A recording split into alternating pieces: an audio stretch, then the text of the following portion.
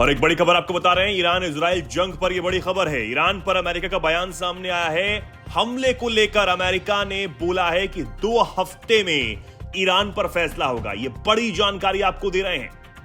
Iran Israel जंग के बीच America की भूमिका को लेकर कई तरह के सवाल चल रहे थे और इस बीच व्हाइट हाउस ने अपने बयान में साफ कर दिया है कि अगले 2 हफ्ते में राष्ट्रपति ट्रंप एक बड़ा फैसला लेने वाले हैं। यह फैसला ईरान पर हमले को लेकर होगा कि हमला अमेरिका ईरान पर करेगा या फिर नहीं करेगा। व्हाइट हाउस की प्रवक्ता ने खुद मीडिया से बातचीत के दौरान इस बात की पुष्टि की है। इससे पहले खुद ट्रंप भी ये कह चुके हैं कि किसी को नहीं पता कि उनके मन में आखिर क्या चल रहा है। आपको याद होगा कि कैसे वो G7 समिट बीच में ही छोड़कर आ गए थे और तब उन्होंने कहा था कि सीज फायर नहीं, उससे कुछ बड़ा होगा। और अब व्हाइट हाउस की तरफ से ये कहना कि 2 हफ्ते में ईरान पर जो फैसला है वो होने वाला है। Regarding the ongoing situation in Iran, I know there has been a lot of speculation amongst all of you in the media regarding the president's decision-making and whether or not the United States will be directly involved. In light of that news, I have a message directly from the president, and I quote, "Based on the fact that there's a substantial chance of negotiations that may or may not take place with Iran in the near future, I will make my decision whether or not to go within the next 2 weeks."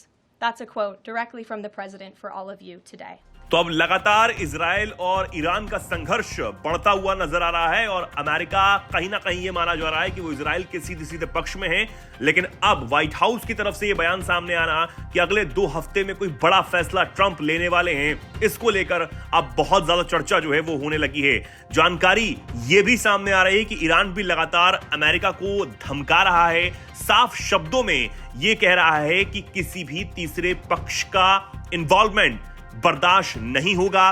साफ शब्दों में यह कहा गया है कि America इस जंग में कूदेगा तो उस स्थिति में भीषण परिणाम भुगतने पड़ेंगे। यह ईरान कहीं ना कहीं धमकाता हुआ अमेरिका को नजर आ रहा है।